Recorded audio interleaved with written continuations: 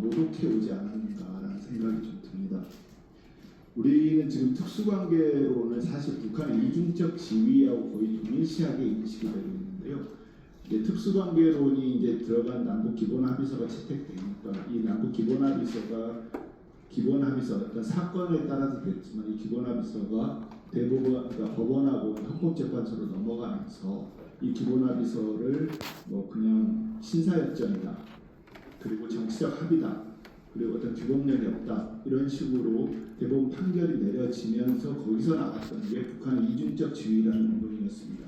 북한 자체는 대화 협력의 동반자이자 그리고 반국가 단체다라는 이중적 지위가 나오면서 사실상 특수관계론이 북한의 이중적 지위와 동일시가 되어버렸다는, 아직까지 그런 인식이 팽배해져 있는데 이거 자체는 특수관계론의 완전 모독이었다라는 거죠.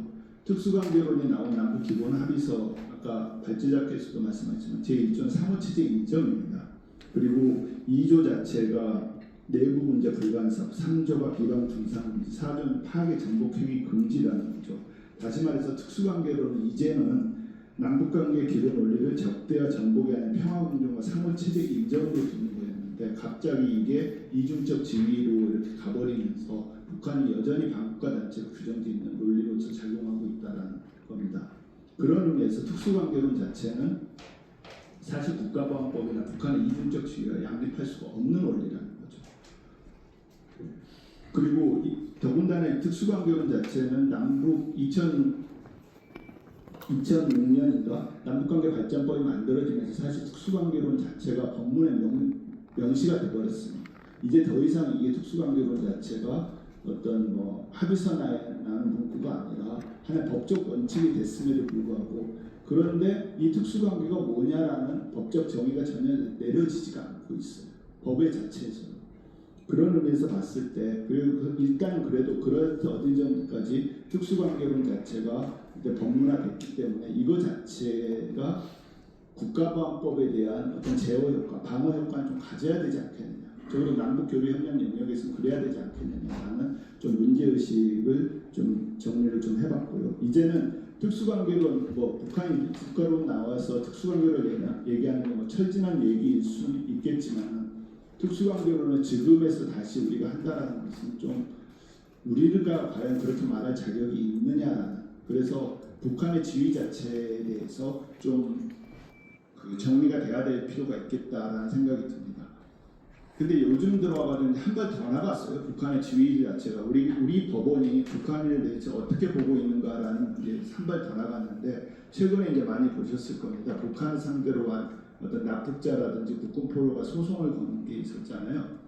근데 북한에 대해서 소송을 걸었는데 북한과 북한의 김정은을 상대로 소송을 걸었어요.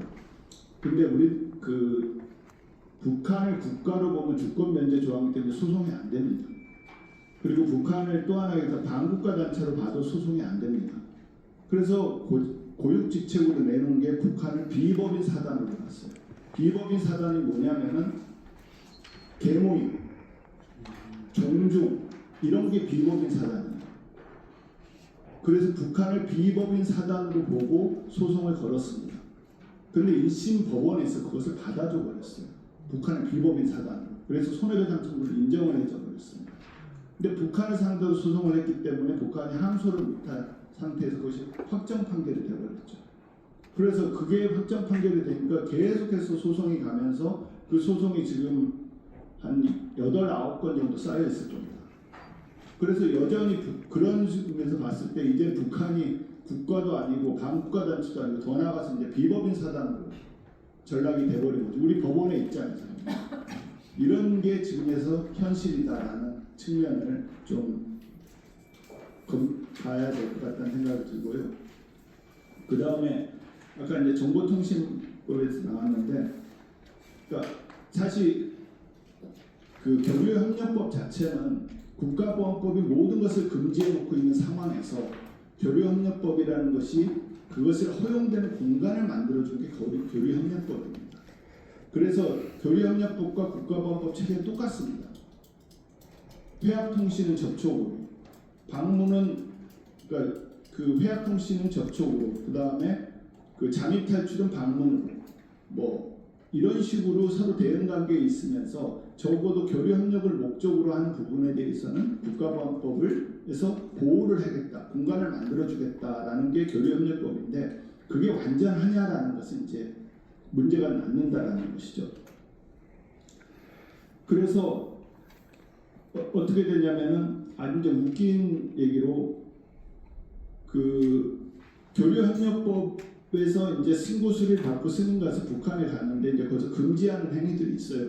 그것도 이제 이상한 일인데 예전에 같은 뭐 3대 연장 기념탑을 가지 마라, 뭐 금수장 기념관을 가지 마라, 뭐 이런 여러 가지 조항이 있는데 만약 그걸 어겼을 시는 어떻게 하느냐? 그게 이제 만약에 언론에 나오고 문제가 되면은 통일부가 과태료를 내린 적도 많이 있었어요. 그런데 이것이 정권이 바뀌면 어떻게 되느냐? 이게 국가보안법으로 수사로 들어간다는 얘기예요. 심지어 그 아주 웃긴 얘기가 예전에 이제 개성공단이 유지가 되고 있을 때 개성공단 이제 많이 가보셨으면 그 개성공단하고 개성 사이에 음식점 봉동관이라고 있지 않습니까? 그래서 개성공단이 유지가 되고 있었지만 남북관계가 안 좋을 때는 정부에서 이 봉동관이라는 식당을 이용하면 거기 또 외화가 들어간다라고 봤던 건지 그 식당을 이용하지 못하게 했어요. 그래도 이제 거기서 근무하는 사람들이 아름아름 이제 몰래 갔었죠. 근데 그걸 누군가가 다 사진을 찍고 있었던 겁니다. 사진을 찍고 있어가지고 어느 순간에 파주경찰서에서 다 소환장이 날라와요. 이런 일들이 발생한다는 거죠. 교류협력 그리고 정권이 바뀌면 교류협력 그러면서 온갖 뭐 과태료라든지 여러 가지 위반 사항이 있었을 텐데 이거 자체가 정권이 바뀌면 전부 다 국가보안법 수사로서 전환이 돼버린다는 이거는 완전 위축이죠. 그래서 적어도 이제는 교류협력의 영역에 대해서 국가보안법 적용 원천적으로 배제해야 된다. 설사 그것이 어떤 정부에서 좀 위반 사항이 있다 하더라도 그것은 교류협력법 질서 내에서 그러니까 승인을 받지 않고 뭐 신고 수리를 접촉 신고를 하지 않고 뭐 승인을 받았는데 그 범위를 벗어나서 행동했다 하더라도 이제는 교류협력법 내에서 처리를 해줘야지 교류협력을 목적으로 하는 것은 여기 대해서 국가보안법이 들어오는 것은 막아야 되지 않느냐. 그래서 원천적으로 배제해야 된다. 만약 국가보안법이 어쩔 수 없이 존재해서 한다라면은 적어도 통일부가 뭐 공정거래위원회 전속고발권처럼 통일부가 먼저 처리하고 나중에 수사기관으로 의뢰한다든지 이런 정도 이렇게 해야 교류협력이 좀 보호가 되지. 이건 국가보안법에 노출되어 있는 상황에서 교류협력을 하라라는 얘기니까 이건 상당히 부담이고 위험스러울 수밖에 없다라는 것을 좀 말씀을 좀 드리겠습니다. 드릴 수 있고요. 그 다음에 이제 국회에서 왔으니까 좀 적어도 이제 남북 기본합의서가 뭐 신사협정이고 정치적 공동성명의 정치적 합의가 돼버리면서 이제 합의서의 법적 지위가 무엇이냐 가지고 이제 계속 논란이 됐었는데 그러면서 이제 6.15 이후에 어떤 김대중 정부 이후에 어떤 그런 논란을 좀 불식시키기 위해서 중요 합의서 같은 경우는 국회 동의 절차를 밟았습니다. 그리고 남북관계 발전법이 만들어지면서 이제 그런 것을 절차상으로 구현해 놨어요. 그러면서 지금까지 국회 동의를 받은 합의서가 한 20몇 건 정도 됩니다. 그리고 거기에 대해서 이 합의서가 만약에 취소됐을 경우에 거의 절차 방법도 규정을 하고 있어요. 그런데 한번 오이사 조치를 한번 보면은 오이사 조치 2010년 천안함 이후에 오이사 조치가 만들어졌을 때 오이사 조치에서 해운을 막는 게 있었습니다. 그러니까 북한 배가 남쪽 영역을 통과 못하게 제주 해협이라든지 이런 거 통과를 못하게 한 거죠. 그런데 2004년도에 체결된 남북 해운 합의서가 있습니다. 이건 국회에서 동의를 받았습니다.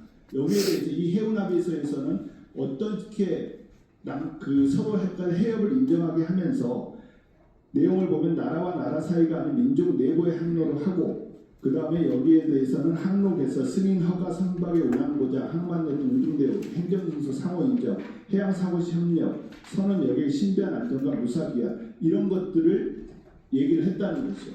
아주 내용이 구체적이고 그리고 이건 국회 동의까지 받았는데 이게 단순한 신사협정이냐. 그런데 이러한 국회 동의까지 받은 합의서가 일개 행정조치인 오이사 조치로 금지가 되어버렸어. 무력화되어버린 거죠. 그러면 이거 자체가 524 조치는 이 파행 합의서의 어떤 실질적 효력, 일반적 조치이기 때문에 실질적인 효력을 중지시켜 버렸는데도 불구하고, 그리고 국회에서 남북관계 발전법에서 분명히 거기에 대한 합의서를 취소할 때는 거기에 대한 절차를 규정했음에도 불구하고 아무것도 안 한다는 거죠. 이건 한마디로 말해서 국회의 권능에 대한 무시죠. 근데 거기에 대해서 어느 누구도 아무런 문제 제기가 이의 제기가 없었다는 겁니다. 그렇다면 이게 현실에 와서 어떻게 되느냐? 만약에 우리가 524 조치를 해제하라고 많이 얘기를 해요. 524 조치를 해제하라고 얘기하면은 이러한 합의서들이 다시 살아나는 것이냐? 여기에 대해서도 아무도 해석을 안 하고 있다는 거죠. 그래서 오늘 이렇게 좀, 그래서 이 문제에 대해서 좀 우리 논의를 해야 되는.